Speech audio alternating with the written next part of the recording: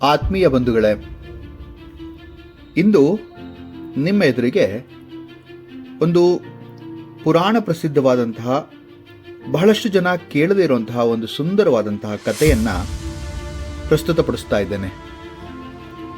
ಈ ಕತೆ ಶ್ರೀಮದ್ ಭಾಗವತದಲ್ಲಿ ಬರ್ತಕ್ಕಂಥದ್ದು. ಈ ಪುರಾಣ ಪ್ರಸಿದ್ಧವಾದಂತಹ ಕತೆ, ಈ ಕಥೆಯಲ್ಲಿ ನಮ್ಮ ಭೂಮಿಗೆ ಯಾಕೆ ಪೃಥ್ವಿ ಅಂತಕ್ಕಂತಹ ಹೆಸರು ಬಂತು, ಮತ್ತೆ ಸುಮಾರಷ್ಟು ಜನ ಹೇಳೋದೇನಪ್ಪ ಅಂತಂದರೆ, ಶಾಸ್ತ್ರವಿಹಿತವಾದದ್ದೇನಿದೆ ಅಂತಂದರೆ, ಈ ಕಥೆಯನ್ನು ಕೇಳಿದವರು ಅವರಿಗೆ ಈ ಭೂಮಿಯಲ್ಲಿ ಇರತಕ್ಕಂತಹ ಅನೇಕ ಸೌಲಭ್ಯಗಳ ಸುಲಭ ಪ್ರಸ್ತುತಿ ಅವ್ರಿಗೆ ಸಿಗುತ್ತೆ, ಅಥವಾ ಸುಲಭವಾಗಿ ಅವ್ರಿಗೆ ಸಿಗುತ್ತೆ ಅಂತ. ಹಾಗೆ ಸುಮಾರಷ್ಟು ಜನ ಭೂಮಿಯನ್ನು ಕೊಂಡ್ಕೊಳ್ಳೋರು ಕೂಡ ಈ ಕಥೆಯನ್ನು ಕೇಳಿದ್ರೆ ಅವರ ಒಂದು ಆಸೆ ಈಡೇರುತ್ತೆ ಅಂತ ಕೂಡ ಹೇಳ್ತಾರೆ. ಕತೆ ಹೀಗೋಗುತ್ತೆ. ಸುಮಾರು ಹಿಂದೆ ಒಬ್ಬ ವೇಣು ಅಂತಕ್ಕಂಥ ಒಬ್ಬ ರಾಜ ಇದ್ದ. ಈ ವೇಣು ಅಂತಕ್ಕಂಥ ರಾಜ ಬಹಳ ದುರಾಚಾರಿ, ಬಹಳ ಕೋಪಿಷ್ಟ, ಕ್ರೋಧಿ. ಅವನು ತನ್ನ ಪ್ರಜೆಗಳಿಗೆ ತುಂಬ ಅನ್ಯಾಯ ಮಾಡ್ತಾ ಇದ್ದ. ಅಷ್ಟೇ ಅಲ್ಲದೆ ದೇವರನ್ನ ಪೂಜಿಸ್ತಕ್ಕಂತಹ, ಭಗವಂತನನ್ನೇ ಆರಾಧಿಸುವಂತಹ ಋಷಿ ಮುನಿಗಳಿಗೂ ಕೂಡ ಅವನು ಅನ್ಯಾಯವನ್ನು ಮಾಡ್ತಾ ಇದ್ದ. ಅವನು ಯಜ್ಞಗಳನ್ನು ನಿಷೇಧಿಸ್ಬಿಟ್ಟ, ಧರ್ಮದ ವಿರುದ್ಧವಾಗಿ ನಡ್ಕೊಳ್ಳೋಕೆ ಶುರು ಮಾಡ್ದ. ಎಲ್ಲ ಋಷಿ ಮುನಿಗಳು ಅವನ ಹತ್ರ ಹೋಗಿ ಯಾಕೆ ಹೀಗೆ ಮಾಡ್ತಿದ್ದೀರಾ ಅಂತ ಕೇಳಿದಾಗ ಅವನು ಹೇಳ್ತಾನೆ, ಕಾಣದೇ ಇರೋ ದೇವರನ್ನ ಬಿಟ್ಟು ನಾನು ನಿಮ್ಮ ಪಾಲಕ, ನೀವು ನನಗೆ ಪೂಜೆಯನ್ನು ಮಾಡಬೇಕು ಅಂತಕ್ಕಂತಹ ದುರಾಂಕಾರದ ಮಾತುಗಳನ್ನು ಆಡ್ದ. ಋಷಿಗಳಿಗೆ ಅದು ಸರಿ ಹೋಗಲಿಲ್ಲ. ಋಷಿಗಳು ಅವನಿಗೆ ಸಹನೆಯನ್ನು ತೋರಿಸ್ತಾರೆ ಮೊದಲು, ಆದರೆ ಅವನ ಮನಃ ಪರಿವರ್ತನೆ ಆಗಲೇ ಇಲ್ಲ. ಹಾಗಾಗಿ ಋಷಿಗಳೆಲ್ಲರೂ ಕೂಡ ಒಂದು ಸಭೆಯನ್ನು ಸೇರಿ ಈ ಒಂದು ವೇನ ರಾಜನಿಗೆ ತಕ್ಕ ಶಾಸ್ತಿಯನ್ನು ಕಲಿಸಬೇಕು ಅಂತ ಯೋಚನೆ ಮಾಡ್ತಾರೆ. ಆದರೆ ಆ ತಕ್ಕ ಶಾಸ್ತ್ರಿ ಏನು ಅಂತಂದರೆ, ಈ ವೇಣುವನನ್ನು ತಮ್ಮ ತಪಶಕ್ತಿಯಿಂದ ಸಂಹರಿಸೋದು ಅಂತ ಅಂದ್ಕೊಳ್ತಾರೆ. ಅದೇ ರೀತಿಯಾಗಿ ಅವರು ತಮ್ಮ ತಪಶಕ್ತಿಯಿಂದ, ದಿವ್ಯ ಶಕ್ತಿಯಿಂದ ಏನು ಮಾಡ್ತಾರೆ, ಆ ವೇಣು ರಾಜನನ್ನು ಸಂಹರಿಸ್ತಾರೆ. ರಾಜನೇ ಇಲ್ಲ ಅಂತಕ್ಕಂಥ ಮಾತನ್ನು ನೋಡಿ ರಾಜ್ಯ ಪೂರ್ತಿ ಅರಾಜಕತೆಯಲ್ಲಿ ಮುಳುಗೋಗುತ್ತೆ. ಆಗ ಆ ಋಷಿಗಳೆಲ್ಲರೂ ಯೋಚನೆ ಮಾಡ್ತಾರೆ, ಇದು ಹೇಗಾಯಿತು, ಈಗ ನಾವು ಇದಕ್ಕೆ ಸರಿಯಾದ ಸಮಾಧಾನವನ್ನು ಹೇಗೆ ಕೊಡೋದು ಅಂತ. ಆಗ ಅವ್ರಿಗೆ ಗೊತ್ತಾಗುತ್ತೆ, ಈ ರಾಜ ವೇನನ ತಾಯಿ, ಅವಳು ಈ ತನ್ನ ಮಗನ ದೇಹವನ್ನು ಹಾಗೆ ಸಂರಕ್ಷಿಸಿಟ್ಟಿರ್ತಾಳೆ ತನ್ನ ಒಂದು ರಾಕ್ಷಸಿ ಶಕ್ತಿಯಿಂದ. ಆಗ ಇದನ್ನು ಅರಿತಂತಹ ಋಷಿ ಮುನಿಗಳು ಆ ತಾಯಿಯ ಬಳಿ ಹೋಗಿ, ನೀವು ವೇಣು ರಾಜನ ದೇಹವನ್ನು ನಮಗೆ ಕೊಟ್ಟರೆ ನಾವು ಅದನ್ನು ಮಥಿಸಿ ಈ ರಾಜ್ಯಕ್ಕೆ ಒಳ್ಳೆಯದನ್ನು ಮಾಡ್ತೀವಿ ಅಂದಾಗ ಅವಳು ಆ ವೇನನ ದೇಹವನ್ನು ಋಷಿಗಳಿಗೆ ಕೊಡ್ತಾಳೆ. ಆಗ ತಕ್ಷಣ ಋಷಿಗಳು ವೇನನ ದೇಹವನ್ನು ಮಥಿಸ್ತಾರೆ. ಆ ಮಥಿಸಿದಾಗ ಮೊದಲು ಕಾಲನ್ನು, ಅಂದರೆ ತೊಡೆಯನ್ನು ಸೀಳಿದಾಗ ಅದರಿಂದ ಒಬ್ಬ ಪಾಪಿ, ಕ್ರೂರಿ ಮತ್ತೆ ಪಾಪವನ್ನೇ ಹೊತ್ತು ತಂದವನು ಹೊರಬರ್ತಾನೆ. ಅವನ ಹೆಸರು ನಿಷಾದ ಅಂತ. ಅದಾದ್ಮೇಲೆ ಅವನನ್ನ ಯಾರು ಅವನ ತರಹ ನಡೀತಾರೋ ಅವತ್ತಿಂದ ಅವರಿಗೆ ನಿಷಾದರು ಅಂತ ಕೂಡ ಕರೆಯೋದಾಗತ್ತೆ. ಅವನು ಹೊರಬರ್ತಾನೆ ಮೊದಲು. ಆ ಹೊರ ಬಂದಾದ್ಮೇಲೆ ಪಾಪ ಮತ್ತೆ ಅರಾಜಕತೆ ಮತ್ತೆ ಹಿಂಸೆ, ದ್ವೇಷಗಳನ್ನು ರಾಜ್ಯದಲ್ಲಿ ಇರ್ತಕ್ಕಂಥ ಇವೆಲ್ಲವನ್ನು ಕೂಡ ಅವನು ಹೊತ್ತು ಕಾಡಿನ ಕಡೆ ಹೊರಟೋಗ್ತಾನೆ.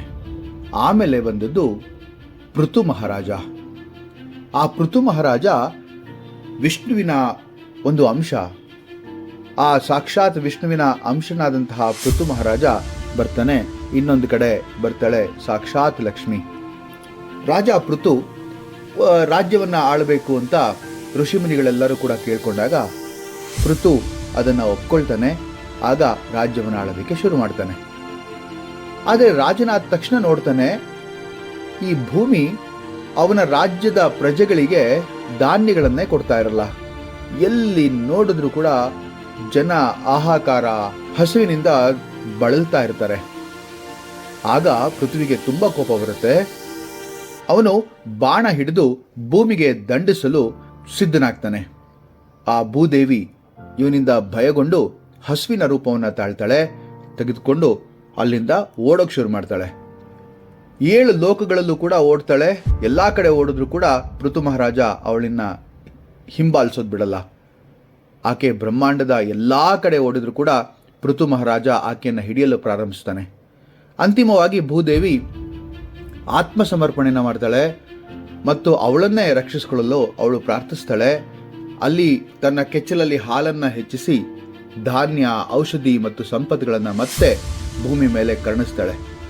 ಆದರೆ ಅದಕ್ಕೆ ಮುಂಚೆ ಆಕೆ ಹೇಳ್ತಾಳೆ, ಈಗ ನೋಡಪ್ಪ ಪೃಥು, ನಾನು ಭೂತಾಯಿ ಅಥವಾ ಭೂದೇವಿ ಹಸುವಿನ ರೂಪವನ್ನು ತಾಳಿದ್ದೇನೆ. ಈಗ ನಿನ್ನ ಪ್ರಜೆಗಳಿಗೆ ಹೇಳು, ನೀನು ಒಬ್ಬೊಬ್ಬರಾಗಿ ಅವರು ಬರಲಿ, ಅವರು ಬಂದು ಈ ಒಂದು ನನ್ನ ಕೆಚ್ಚಲಲ್ಲಿರ್ತಕ್ಕಂತಹ ಧಾನ್ಯ ದವಸಗಳನ್ನು ಅವರ ಇಷ್ಟಾನುಸಾರ ತೆಗೆದುಕೊಳ್ಳಿ ಅಂತ ಹೇಳ್ತಾರೆ. ಆಗ ಪೃಥು ಮಹಾರಾಜ ಪ್ರತ್ಯೇಕ ಸಮುದಾಯಗಳಿಗೆ ಅವರವರ ಅವಶ್ಯಕತೆಗೆ ಅನುಸಾರ ಹಾಲನ್ನು ಅಂದರೆ ಸಂಪತ್ತನ್ನು ಕರಿಕೊಳ್ಳೋಕ್ಕೆ ಅಂದರೆ ಹಾಲನ್ನು ದೋಹಿಸಲು ಹೇಳ್ತಾನೆ. ಪ್ರತಿ ಸಮುದಾಯವು ಕೂಡ ಒಂದೊಂದು ವಿಶೇಷ ಕರುವನ್ನು, ಒಂದು ವಿಶೇಷ ಪಾತ್ರೆಯನ್ನು ಇದಕ್ಕೋಸ್ಕರ ಬಳಸ್ತಾರೆ. ತುಂಬ ಅದ್ಭುತವಾಗಿರುವಂತಹ ಒಂದು ವಿವರಣೆ ಇದೆ. ಭೂಮಿ ಪ್ರತಿಯೊಬ್ಬರಿಗೂ ಕೂಡ ಅಗತ್ಯವಾದಂತಹ ಒಂದು ವಸ್ತುಗಳನ್ನು ಕರುಣಿಸ್ತಾಳೆ. ವಿಭಿನ್ನ ಸಮುದಾಯಗಳಿಂದ ಭೂಮಿ ಹಾಲಿನ ಒಂದು ಸಂಪತ್ತನ್ನು ಹೇಗೆ ಕರೀತಾರೆ ಅನ್ನೋದನ್ನು ನೋಡಿ. ಪೃಥು ಮಹಾರಾಜ ಮೊದಲು ಬರ್ತಾನೆ. ಅವನು ರಾಜರನ್ನ ಪ್ರತಿನಿಧಿಸ್ತಾ ಇದ್ದಾನೆ. ಅವನ ಕರು ಯಾರು ಅಂತಂದ್ರೆ ಅವನೇ ಅಥವಾ ಅವನ ವಂಶಸ್ಥರು ಅಥವಾ ಅವನ ಪುತ್ರ. ಅವನು ಕರೆದಿದ್ದಂತಹ ಸಂಪತ್ತೇನಪ್ಪ ಅಂದ್ರೆ ಧಾನ್ಯ, ಹಣ್ಣು, ತರಕಾರಿ, ಔಷಧಿಗಳು, ಪಾತ್ರೆ ಕೈಗಳಿಂದ.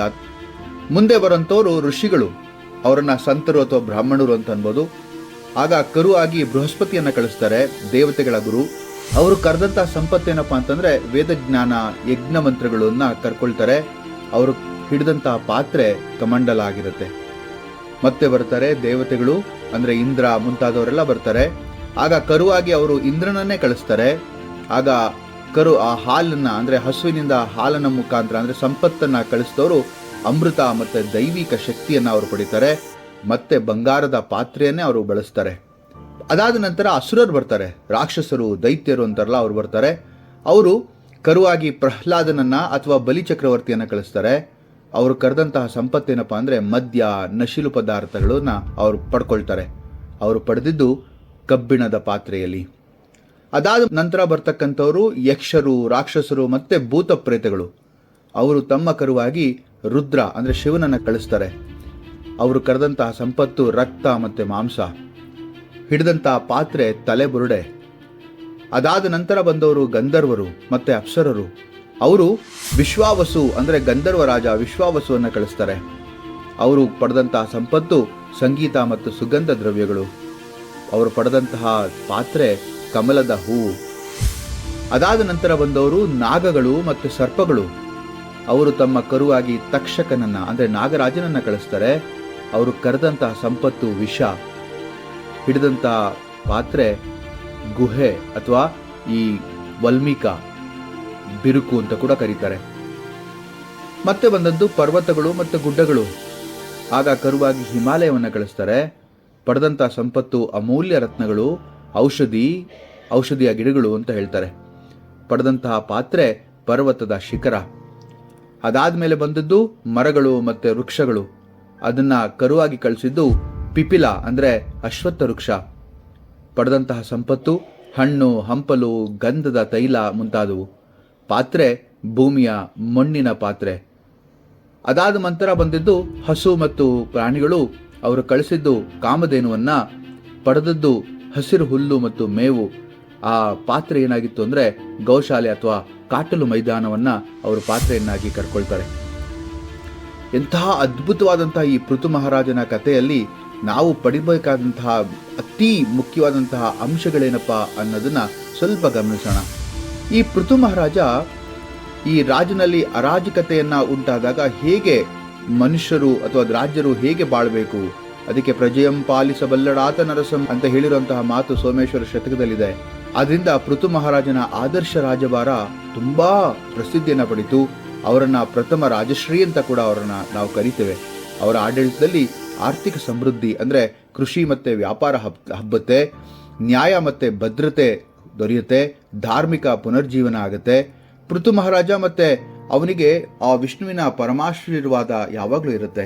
ಅವರು 100 ಅಶ್ವಮೇಧ ಯಾಗಗಳನ್ನ ಮಾಡುವ ನಿರ್ಧಾರ ಮಾಡ್ತಾನೆ. ಇಂದ್ರನ ಈರ್ಷೆಯಿಂದ ಅವನೇನ್ ಮಾಡ್ತಾನೆ, ಇಂದ್ರ ಅಂತಂದ್ರೆ ಯಜ್ಞದ ಕುದುರೆಯನ್ನ ಕದಿಯಲು ಶುರು ಮಾಡ್ತಾನೆ.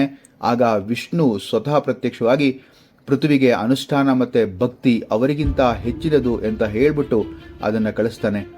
ಪೃಥು ಮಹಾರಾಜನ ತ್ಯಾಗ ಮತ್ತು ಮೋಕ್ಷ ತುಂಬ ಪ್ರಸಿದ್ಧಿ. ಅವರು ರಾಜ್ಯವನ್ನು ತ್ಯಜಿಸಿ ಅರಣ್ಯಕ್ಕೆ ಹೋಗ್ತಾರೆ ಮತ್ತು ದೇವಭಕ್ತಿಯಲ್ಲಿ ತೊಡಗಿರ್ತಾರೆ. ಕೊನೆಗೆ ಮೋಕ್ಷವನ್ನು ಕೂಡ ಪರೀತಾರೆ. ಒಬ್ಬ ರಾಜ ತನ್ನ ಪ್ರಜೆಗಳಿಗಾಗಿ ಏನೆಲ್ಲ ಮಾಡಬಹುದು ಅಂತ ಹೇಳಿ ಆ ಪೃಥ್ವಿನಿಂದ ಕಲಿಬೇಕು ಅಂತ ಹೇಳ್ತಾರೆ. ಭೂಮಿಯನ್ನು ಗೌರವಿಸೋದ್ರಿಂದ ಮಾತ್ರ ಅದು ನಮಗೆ ಸಂಪತ್ತನ್ನು ಕೊಡುತ್ತೆ ಅನ್ನೋಂತಹ ಒಂದು ಪರಮ ನೀತಿಯನ್ನು ಕೂಡ ಇದರಲ್ಲಿ ಹೇಳ್ತಾರೆ. ಧನ ಮಾನಕ್ಕಿಂತ ದೇವರ ಭಕ್ತಿ ಮತ್ತು ಮೋಕ್ಷವೇ ಶ್ರೇಷ್ಠ ಅಂತಕ್ಕಂಥ ವಿಚಾರವನ್ನು ಕೂಡ ಈ ಪೃಥು ಮಹಾರಾಜನ ಒಂದು ಕಥೆಯಲ್ಲಿ ನಮಗೆ ತಿಳಿದು ಬರುತ್ತೆ. ಆದ್ರಿಂದಲೇ ಈ ಒಂದು ಭೂಮಿಗೆ ಪೃಥ್ವಿ ಅಂತಕ್ಕಂತಹ ಹೆಸರು ಕೂಡ ಬಂತು ಅಂತ ಹೇಳೋದು ಇದೆ. ಆದ್ರಿಂದ ಈ ಒಂದು ಪೃಥ್ವಿಯಲ್ಲಿ ಜನಿಸಿರುವಂತಹ ನಾವುಗಳೇ ಧನ್ಯ ಅಲ್ವಾ? ಈ ಕಥೆಯನ್ನು ನೀವೆಲ್ಲರೂ ಕೂಡ ಕೇಳಿದ್ರಿಂದ ಆ ಭೂದೇವಿಯ ಆಶೀರ್ವಾದ ನಿಮ್ಗಳ ಮೇಲೆ ಸದಾ ಇರುತ್ತೆ. ಹಾಗೆ ನೀವುಗಳು ಇದೇ ತರಹದ ಕಥೆಗಳನ್ನು ನೀವು ನಿಮ್ಮ ಒಂದು ಬಂಧು ಬಾಂಧವರಿಗೆ ತಿಳಿಸಬೇಕಾದಲ್ಲಿ ಈ ಒಂದು ವಿಡಿಯೋನ ಶೇರ್ ಮಾಡಿ.